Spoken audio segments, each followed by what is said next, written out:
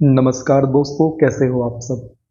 दोस्तों, इस वीडियो में हमें चर्चा करनी है मध्य प्रदेश बजट 2023-24 के बारे में। तो चलिए शुरुआत करते हैं नारी शक्ति बजट 2023 से। दोस्तों, वर्ष 2023-24 के बजट में मुख्यमंत्री लाडली बहना योजना के लिए 8,000 करोड़ रुपए की राशि की व्यवस्था की गई और उद्देश्य क्या है दोस्तों, महिलाओं को स्वावलंबी एवं समर्थ बनाने के लिए हर महीने 1,000 रुपये उनके खाते में डाले जाएंगे। तो इस प्रकार से मुख्यमंत्री लाडली बहना योजना के लिए नारी शक्ति बजट के रूप में वर्ष 2023 में अर्थात मध्य प्रदेश बजट वर्ष 2023-24 में 8,000 करोड़ रुपए का प्रावधान किया गया था। फिर बात करते हैं वृद्धावस्था एवं पेंशन योजना, विधवा पेंशन योजना के लिए। तो दोस्तों, वृद्धावस्था एवं विधवा पेंशन के लिए 1535 करोड़ रुपए इसका उद्देश्य था। समाज की वृद्ध एवं असहाय महिलाओं को आर्थिक रूप से सहयोग के रूप में 600 रुपये प्रति माह का भुगतान किया जाए। फिर बात करते हैं कन्या विवाह एवं निकाह योजना की। इसके लिए दोस्तों 80 करोड़ रुपए का उपबंध किया गया। आपको एक बात ध्यान रखनी है, हम बात कर रहे हैं बजट 2023-24 के परिप्रेक्ष्य में, मध्य प्रदेश बजट की मैं बात कर रहा हूं। तो जितने भी आंकड़े अभी हम डिस्कस करेंगे, जब तक आपको संकेत नहीं दिया जाता तब तक दोस्तों वे सभी आंकड़े 2023-24 के परिप्रेक्ष्य में ही होंगे। ठीक है, तो कन्या विवाह एवं निकाह योजना के लिए 80 करोड़ का उपबंध किया गया। इसका उद्देश्य था आर्थिक रूप से कमजोर परिवार की बेटियों के विवाह के लिए 55,000 रुपए की आर्थिक सहायता दी जाना। फिर दोस्तों, मुख्यमंत्री लाडली लक्ष्मी योजना के लिए 929 करोड़ रुपए का प्रावधान किया गया। उद्देश्य था कन्या के जन्म होने पर उसकी पोषण एवं शिक्षा की पूरी व्यवस्था करना पहली जिम्मेदारी। मतलब कन्या के जन्म लेते ही उसके पोषण एवं शिक्षा की पूरी व्यवस्था कर देगी सरकार, मुख्यमंत्री लाडली लक्ष्मी योजना के तहत। और इस योजना के लिए 929 करोड़ रुपए का उपबंध 2023-24 के मध्य प्रदेश के बजट में किया गया था। फिर बारी आती है छात्रवृत्ति की। तो दोस्तों, इसमें गांव की बेटी योजना और प्रतिभाकरण योजना दोनों की संयुक्त राशि जो आवंटित की थी वह है 83 करोड़ रुपए। और उद्देश्य था कि जो बेटियां हैं उनके लिए स्कूल शिक्षा एवं कॉलेज के लिए छात्रवृत्ति प्रदान की जाए। ठीक, अब बात करते हैं युवा शक्ति बजट की। तो सबसे पहले दोस्तों बात होगी अप्रेंटिसशिप योजना की। कौन सी योजना? अप्रेंटिसशिप योजना। इसके लिए 1,000 करोड़ रुपए की व्यवस्था की गई। उद्देश्य था युवाओं को उद्योगों में अप्रेंटिसशिप के लिए स्टाइपेंड की राशि उपलब्ध करवाया जाना, उनको स्टाइपेंड दिया जाए। तो अप्रेंटिसशिप योजना के लिए 1,000 करोड़ रुपए का उपबंध किया गया। फिर ग्लोबल स्किल पार्क के लिए 450 करोड़। दोस्तों, अक्सर आपके एग्जाम में MPPSC राशियों से लेकर भी प्रश्न पूछ लेता है, तो आपको ध्यान रखना है। अब जैसे ग्लोबल स्किल पार्क के लिए कितना उपबंध किया गया था बजट में, तो 450 करोड़ का किया गया था। उद्देश्य क्या था? भोपाल में स्किल पार्क निर्माणाधीन है।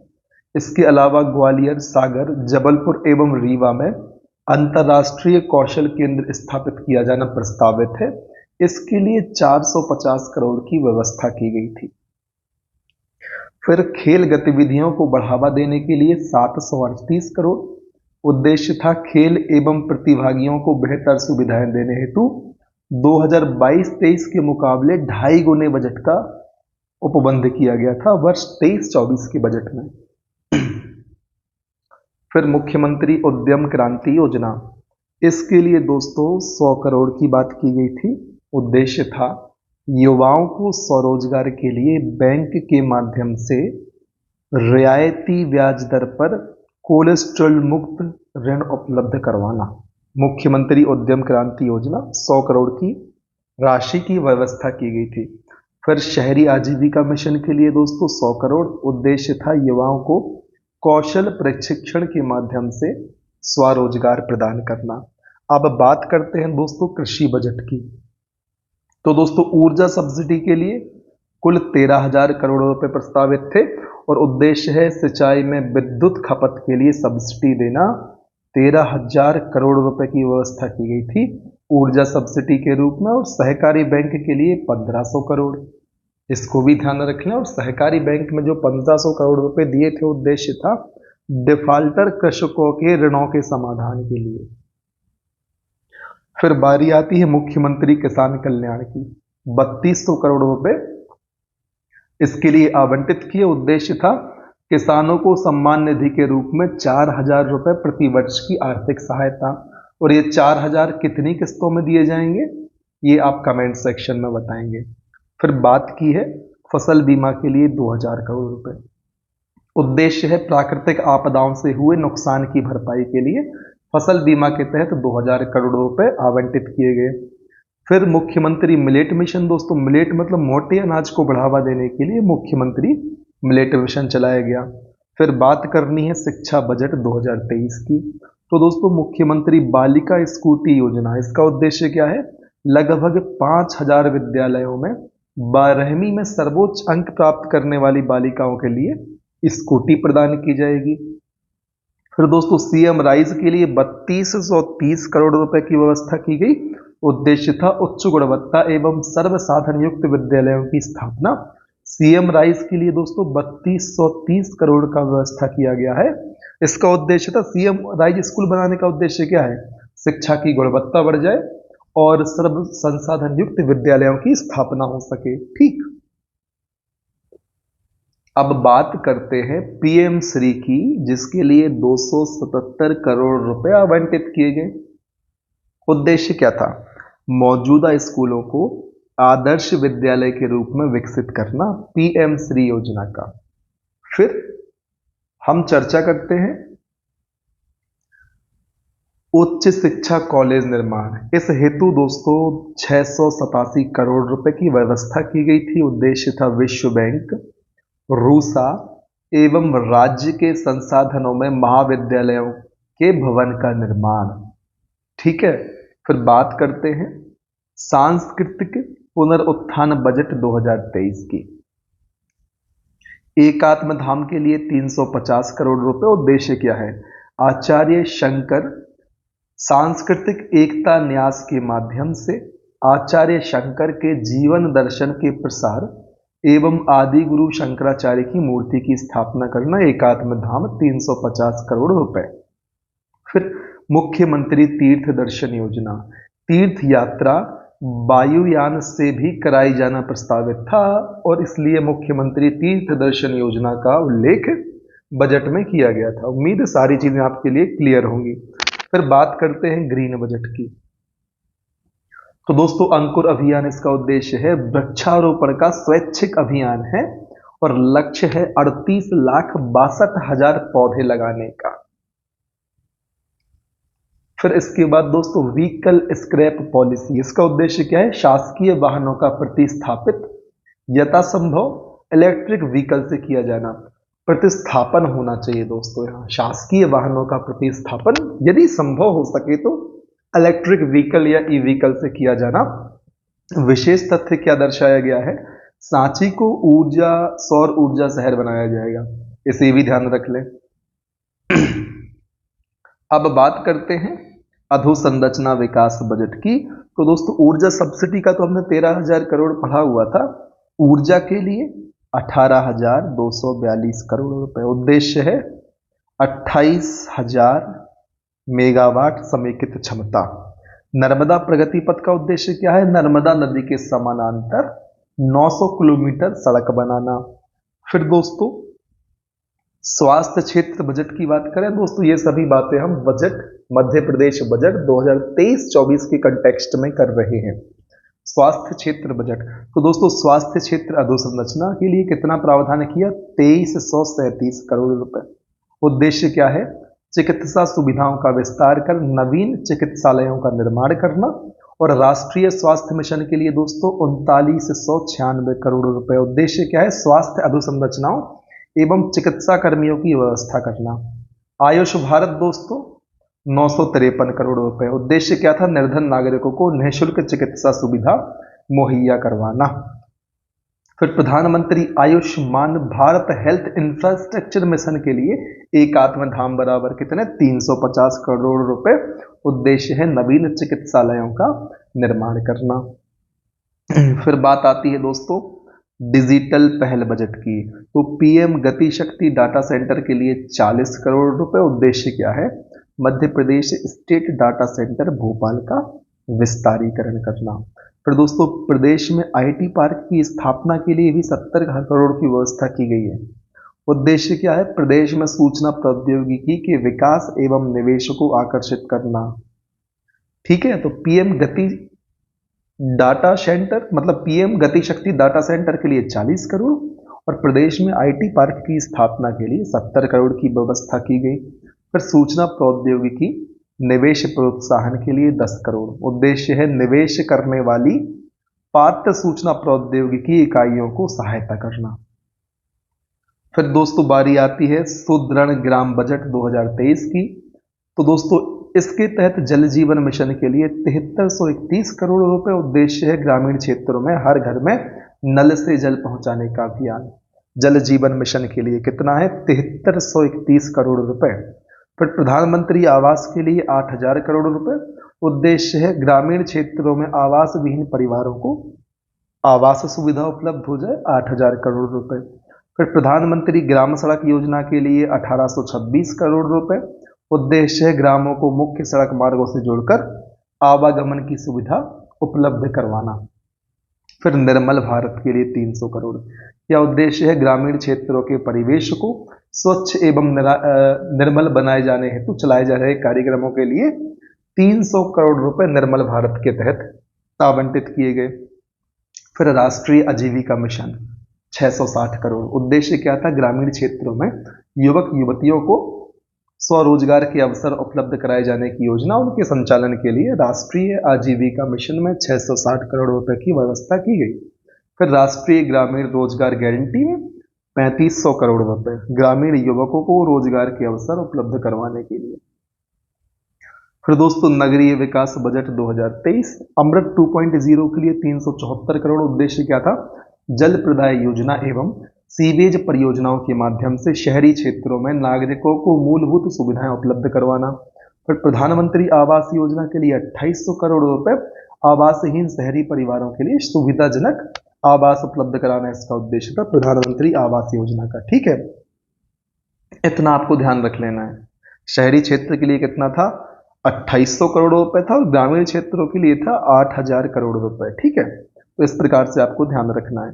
फिर नगरीय निकायों को अनुदान दोस्तों कितना है? 8385 करोड़ रुपए।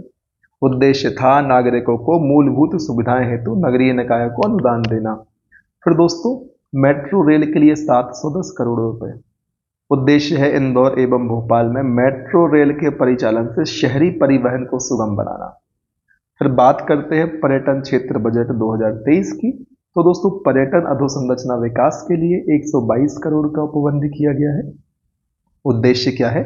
प्रदेश के पर्यटन स्थलों में मूलभूत सुविधाओं का विस्तार करना।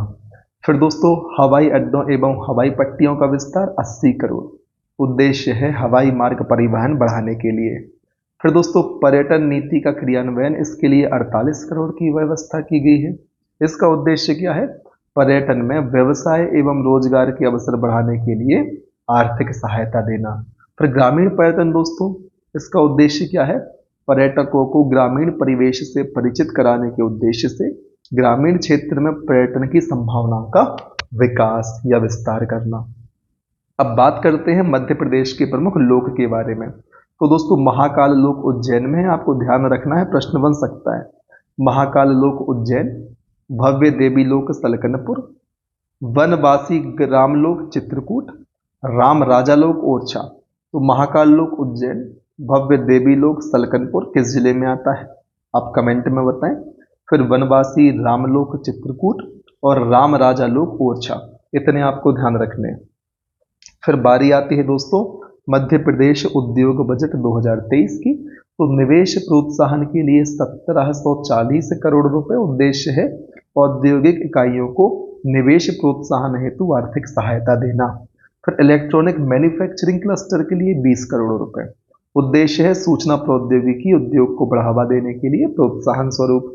स्टार्टअप पॉलिसी के लिए 11 करोड़ उद्देश्य है राज्य में उद्यमशीलता की संस्कृति को विकसित करने के लिए अनुकूल पारिस्थितिक तंत्र स्थापित करना। इस हेतु स्टार्टअप के लिए भी कुछ आवंटन किया गया 11 करोड़ के रूप में। फिर 51 इंक्यूबेटर सेंटर उद्देश्य क्या है, वर्तमान में प्रदेश में कार्यरत लगभग जो 51 इंक्यूबेटर सेंटर्स हैं इनके माध्यम से स्टार्टअप को प्रोत्साहन दिया जाएगा। फिर जनजातीय विकास बजट, तो सिकल सेल एनीमिया के लिए 50 करोड़ आवंटित किए गए और दोस्तों उद्देश्य था जनजातीय बाहुल्य क्षेत्रों में सिकल सेल एनीमिया के उन्मूलन का अभियान है। फिर दोस्तों अनुसूचित जनजाति के विद्यार्थियों को आवास हेतु 200 करोड़ और दोस्तों उद्देश्य था छात्र छात्राओं को आवास उपलब्ध कराने हेतु आर्थिक सहायता। छात्रवृत्ति के लिए दोस्तों 728 करोड़। जनजातीय छात्रवृत्ति की बात चल रही है तो जनजातीय वर्ग के छात्र छात्राओं के लिए छात्रवृत्ति। फिर आहार अनुदान योजना 300 करोड़। बैगा भारिया शहरिया जनजातीय वर्ग की महिलाओं को पोषण भत्ते के लिए हर महीने 1000 रुपए दिए जाएंगे। फिर युवाओं के लिए रोजगार मूलक आर्थिक सहायता के लिए 60 करोड़ रुपए। तो दोस्तों भगवान बिरसा मुंडा स्वरोजगार योजना, मुख्यमंत्री अनुसूचित जनजाति विशेष परियोजना, वित्त पोषण योजना और टंटैया मामा आर्थिक कल्याण योजना, 3 योजनाओं की बात करी है। बिरसा मुंडा भगवान बिरसा मुंडा स्वरोजगार योजना पहली है, दूसरी है मुख्यमंत्री अनुसूचित जनजाति विशेष परियोजना वित्त पोषण योजना, तीसरी टंटैया मामा आर्थिक कल्याण योजना। तो इन सब के लिए दोस्तों 60 करोड़ का उपबंध किया गया है। दोस्तों अब चर्चा करते हैं एग्जाम हेल्प के बारे में। तो दोस्तों उद्यमिता कार्यक्रम के बारे में आपने सुना होगा। आंगनवाड़ी स्वास्थ्य एवं सुरक्षा संबंधित व्यवहारों को बढ़ाने के लिए चलाया जा रहा है। ध्यान रखना, उद्यमिता कार्यक्रम स्वास्थ्य एवं सुरक्षा संबंधित व्यवहारों को बढ़ाने के लिए चलाया जा रहा है। और बालाघाट में डॉक्टर केशव हेडगेवार संग्रहालय की स्थापना प्रस्तावित है। दोस्तों 2019 एमपीपीएससी मेंस में 3 मार्कर में उद्यमिता कार्यक्रम पूछा गया था। जीएस 3 में शायद ये क्वेश्चन पूछा गया था। ठीक, तो बालाघाट में दोस्तों डॉक्टर केशव हेडगेवार संग्रहालय की स्थापना प्रस्तावित है, इस चीज को ध्यान रखना है। फिर दोस्तों भोपाल से सिंगरौली को जोड़ने के लिए 676 किलोमीटर का विंध्य एक्सप्रेस कार्य प्रस्तावित है। और दोस्तों इंदौर जिले के ग्राम काली बिल्लोद में देश का पहला ग्रामीण मल कीचड़ प्रबंधन इकाई FSTP बनाया जाएगा। कहां पर बनाया जाएगा देश का पहला ग्रामीण मल कीचड़ प्रबंधन इकाई? तो इंदौर जिले के ग्राम काली बिल्लोद में बनाया जाएगा। और फिर अंतर्राष्ट्रीय स्पोर्ट्स कॉम्प्लेक्स नाथू बरखेड़ा भोपाल में प्रस्तावित है। कहां पर प्रस्तावित है अंतर्राष्ट्रीय स्पोर्ट्स कॉम्प्लेक्स? तो वह है नाथू बरखेड़ा भोपाल में प्रस्तावित। ठीक दोस्तों, अब हम कर लेते हैं चर्चा मध्य प्रदेश बजट में योजना क्षेत्र विभाग की और कितनी राशि आवंटित की गई थी वर्ष 2023 के बजट में संबंधित विभाग को। ठीक, तो चलिए चर्चा शुरू कर लेते हैं।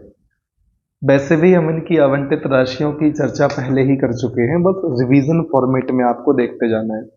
जैसे कि लाडली बहना योजना के लिए 8000 करोड़ रुपए की राशि, वृद्धावस्था एवं विधवा पेंशन के लिए 1535 करोड़, कन्या विवाह एवं निकाह के लिए 80 करोड़, मुख्यमंत्री लाडली लक्ष्मी योजना के लिए 929 करोड़, छात्रवृत्ति में गांव की बेटी योजना और प्रतिभाकरण योजना दोनों को मिला के संयुक्त रूप से 83 करोड़, प्रसूति सहायता के लिए 400 करोड़, राष्ट्रीय ग्रामीण आजीविका मिशन के लिए 660 करोड़, अप्रेंटिसशिप योजना के लिए 1000 करोड़, ग्लोबल स्किल पार्क के लिए 450 करोड़, स्वरोजगार योजनाओं के लिए 232, खेल गतिविधियों के लिए 738 करोड़।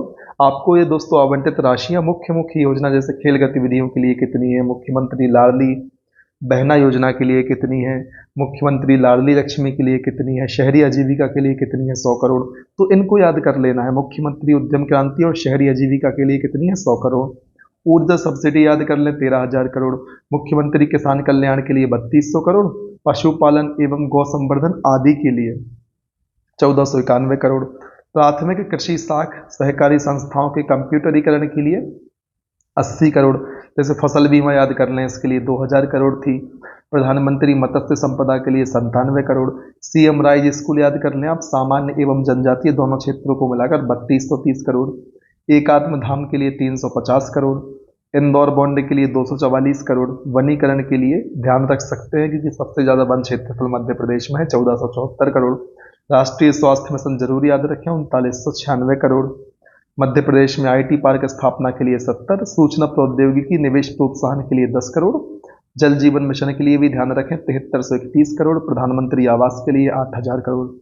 प्रधानमंत्री ग्रामीण सड़क योजना के लिए 1826 करोड़। निर्मल भारत के लिए 300। राष्ट्रीय आजीविका मिशन के लिए 660 करोड़। राष्ट्रीय ग्रामीण रोजगार गारंटी के लिए 3500 करोड़। मुख्यमंत्री जन आवास के लिए 100 करोड़। स्वच्छ भारत के लिए 171। मेट्रो रेल के लिए 710 और देवारण्य योजना के लिए 10 करोड़ रुपए की राशि आवंटित की गई थी। इतनी चीजें आपको ध्यान रख लेनी है दोस्तों। अब बात करनी है आत्मनिर्भर मध्य प्रदेश के मध्य प्रदेश बजट 2021 के बारे में। तो दोस्तों इसकी चर्चा तो हम अपनी पिछली वाली सीरीज में भी कर ही चुके हैं, फिर भी हम अपनी चर्चा को आगे बढ़ाएंगे। हम इस बजट के कुछ जो आधार स्तंभ थे, हमने 4 की चर्चा करी थी, उनको देखते हुए वन डिस्ट्रिक्ट वन प्रोडक्ट की चर्चा करेंगे और फिर अपने इस वीडियो को कंप्लीट करेंगे। फिर अगले वीडियो से नए टॉपिक की शुरुआत करेंगे, ठीक। तो चलिए शुरुआत करते हैं आत्मनिर्भर मध्य प्रदेश बजट 2021 के बारे में, ठीक। तो दोस्तों ये सब चीजें ना 21 की बजट की थी। तो देख लेते हैं सुशासन के बारे में। चलनी निरंतर है, यहां से स्टार्टिंग वगैरह हुई होगी, ठीक है। तो सबसे पहले सुशासन का आधार स्तंभ, इसके मिशन और प्रमुख लक्ष्य क्या है। तो दोस्तों मिशन जनगण, सहजता से आमजन को नागरिक सेवाएं पारदर्शिता व संवेदनशीलता के साथ समय सीमा में उपलब्ध कराने का लक्ष्य, इसकी बात हमने कर ली है पहले ही। फिर एकत्व कार्यक्रम के तहत एकल नागरिक डाटाबेस तैयार करना। फिर परिचय कार्यक्रम के माध्यम से एक ही पोर्टल पर सभी प्रकार की नागरिक सेवाएं उपलब्ध करवाना। देखना है आपके लिए किसकी बात हो रही है। हमने एकत्व कार्यक्रम की बात करी, परिचय कार्यक्रम की बात करी। फिर महिला सशक्तिकरण हेतु सम्मान व मुस्कान अभियान को जारी रखना। कानून व न्याय व्यवस्था, भूलेख तथा खाद्य सुरक्षा हेतु उत्कृष्ट प्रबंधन पर ध्यान केंद्रित करना। तो दोस्तों मिशन जनगण के अंतर्गत सुशासन आधार स्तंभ एवं इसके मिशन प्रमुख लक्ष्यों की चर्चा करी। फिर दोस्तों अर्थव्यवस्था एवं रोजगार के लिए हम बात करें तो दोस्तों अर्थव्यवस्था एवं रोजगार का आधार स्तंभ के अंतर्गत इसके मिशन और लक्ष्यों को हम देखते हैं। तो सबसे पहले मिशन अर्थ दोस्तों, मुख्यमंत्री फसल उपार्जन योजना के अंतर्गत कृषि उत्पादकता तथा किसानों को उचित मूल्य दिलवाने हेतु ध्यान केंद्रण इसका लक्ष्य है। उद्योगों में निवेश को बढ़ावा देना, start your business in 30 days पर ध्यान केंद्रित करना। और एक जिला एक उत्पाद गौ संवर्धन, यह मिशन अर्थ के अंतर्गत आप समझें। फिर दोस्तों mission Daksh, vocal for local का आह्वान, मेगा ITI एवं ग्लोबल स्किल पार्क से कौशल विकास व रोजगार पर ध्यान संकेंद्रण। इसके अलावा मिशन स्वावलंबन, तो दोस्तों युवाओं को रोजगार के नए अवसर देने के लिए मुख्यमंत्री स्वरोजगार ब्याज परिदान योजना के अंतर्गत 112 करोड़ का प्रावधान प्रस्तावित है, पुराने आंकड़े हैं। फिर बात करते हैं दोस्तों शिक्षा एवं स्वास्थ्य की। तो दोस्तों इसके मिशन और लक्ष्य देख लेते हैं। तो मिशन बोधि, ध्यान रखना है मिशन बोधि 21वीं सदी के अनुरूप smart classroom, CM rise school की स्थापना और शिक्षकों को भर्ती का प्रावधान के लिए शुरू किया गया। तो शिक्षा से संबंधित है मिशन बोधि, नाम से भी समझ में आ रहा है। छात्रावास का निर्माण, उच्च शिक्षा व स्पोर्ट्स के लिए प्रोत्साहन, पोषण वाटिकाओं से कुपोषण दूर करने का प्रयास बोधि मिशन बोधि का लक्ष्य है। फिर दोस्तों बारी आती है मिशन निरामयम की। तो स्वास्थ्य सेवाओं एवं प्रबंधन को विश्व स्तरीय बनाने का प्रयास व टेलीमेडिसिन सेवाओं पर विशेष ध्यान केंद्रण, मेडिकल कॉलेज में सीटों की बढ़ोतरी, बुनियादी सुविधाओं के विकास को लेकर केंद्रित है। फिर भौतिक अधोसंरचना की बात करें तो दोस्तों इसमें मिशन निर्माण देखने को मिलता है। 24 से 41 किलोमीटर की सड़कें, 45 पुल और 65 पुल, कितनी सड़कें, 24 से 41 किलोमीटर की सड़कें, 65 पुल और 104 ROB के निर्माण का लक्ष्य है। सिंचाई रकबा बढ़ाने का लक्ष्य है। 164 नवीन परियोजनाएं प्रस्तावित हैं और फिर दोस्तों जल जीवन मिशन द्वारा 33 लाख ग्रामीण घरों तक नल जल पहुंचाने का भी लक्ष्य है। फिर दोस्तों मिशन ग्रामोदय की बात करें तो ग्रामीण आमदनी को बढ़ाने हेतु बल स्व सहायता समूहों को प्रोत्साहन देना, स्वच्छ भारत, पीएम आवास एवं मनरेगा पर संपूर्ण ध्यान केंद्रित करना मिशन ग्रामोदय का लक्ष्य मान सकते हैं। फिर दोस्तों मिशन नगरोदय की बात करें, बेहतर नागरिक सुविधाओं को प्रदान करने हेतु प्रदेश के शहरों को स्मार्ट सिटी बनाने का लक्ष्य है। ठीक है, समाचार के पन्नों से बात करें तो दोस्तों मध्य प्रदेश के उज्जैन में बनेगा देश का पहला यूनिटी मॉल। केंद्र सरकार ने स्वीकृत की है, इस चीज की स्वीकृति दी हुई है। तो यूनिटी मॉल कहाँ बनना है? उज्जैन में बनना है हम। ठीक है, और दोस्तों इस यूनिटी मॉल को भारत सरकार की आत्मनिर्भर योजना के अंतर्गत वन डिस्ट्रिक्ट वन प्रोडक्ट के तहत बनाया जा रहा है। यूनिटी मॉल कहाँ बनना है? उज्जैन में बनना है, ध्यान रखना है। यूनिटी मॉल उज्जैन में बनेगा। फिर दोस्तों ऑल इंडिया रेडियो 18 दिसंबर 2023, इसमें क्या बताया? श्री अन्न मोटा अनाज। सबसे पहले ध्यान रखें, मोटे अनाज को कहते हैं श्री अन्न। तो श्री अन्न अनुसंधान केंद्र डिंडोरी में प्रस्तावित है और चना अनुसंधान केंद्र उज्जैन में प्रस्तावित है। इतनी चीजें क्लियर हैं, ऐसी मैं आपसे उम्मीद कर सकता हूं। फिर दोस्तों वन डिस्ट्रिक्ट वन प्रोडक्ट की बात करनी है। इस योजना के तहत हर जिले के किसी एक मुख्य उत्पाद को बढ़ावा दिया जाएगा। दोस्तों पीडीएफ थोड़ी क्लियर नहीं रही इस वीडियो में, तो इस चीज के लिए मैं क्षमा प्रार्थी हूँ। स्टार्टिंग में शुरुआती जो ऊपर का पोर्शन है पेज का, वहां पर ज्यादा धुंधली चीजें देखने को मिल रही हैं। जैसे जैसे नीचे आते हैं चीजें सही होती जा रही हैं। तो दोस्तों जो हमें चर्चा करनी है वन डिस्ट्रिक्ट वन प्रोडक्ट की, इसमें क्या है? इस योजना के अंतर्गत हर जिले से किसी एक मुख्य उत्पाद को बढ़ावा देने का प्रयास किया जाएगा। तो एक जिला एक उत्पाद योजना में 2022 एवं 2023 में किस जिले के लिए कौन सा उत्पाद चुना गया, अलग अलग बात करेंगे। पहले बात करेंगे 2022 की। तो दोस्तों इंदौर से ड्यूरम गेहूं, भोपाल से जरी दोरजी और जूट उत्पाद, ग्वालियर से सैंडस्टोन टाइल्स, रीवा से सुंदरजा आम, हल्दी सुपारी हस्तकला, देवास से आलू, दतिया से गन्ने की फसल, नीमच से धनिया एवं अश्वगंधा फल, उमरिया से महुआ, रायसेन और कटनी से टमाटर, आगरमालवा और राजगढ़ से संतरा, रायसेन कटनी टमाटर, आगरमालवा और राजगढ़ से संतरा। फिर मुरैना से शहद उत्पादन एवं गजक, सागर से कृषि उपकरण, छिंदवाड़ा से मक्का एवं आलू, विदिशा से भी कृषि उपकरण। तो दोस्तों आपको सागर और विदिशा में कृषि उपकरण ध्यान रखना है। नर्मदापुरम से रेशम उत्पाद, अशोकनगर से चंदेरी साड़ी, शिवपुरी से बदरवास जैकेट, सिवनी से सुगंधित जीरा शंकर चावल, झाबुआ से झाबुआ की गुड़िया, बालाघाट से बांस एवं कोदो कुटकी, सीहोर से लकड़ी के खिलौने, बैतूल से सागौन वृक्ष, सिंगरौली से आम, मंडला से कोदो कुटकी, बालाघाट से भी थी, जबलपुर से मटर, धार से बाघ प्रिंट, बुरहानपुर से केले, छतरपुर से वुडन फर्नीचर, नरसिंहपुर से तुअर दाल एवं गुड़, पन्ना से आंवला, बड़वानी से अदरक, अनूपपुर से कोदो कुटकी, सीधी से दोस्तों दरी कालीन गलीचा, मंदसौर से लहसुन, उज्जैन से पोहा, दमोह से चना दाल। दोस्तों ध्यान रखें 2022 में उज्जैन से पोहा चुना गया था, नहीं तो इंदौरी पोहा समझ के इंदौर कर दें टिक। भिंड से बाजरा, सतना से फूल या कांसा, गुना से दतिया, खरगोन से मिर्च उत्पाद और शाजापुर से प्याज।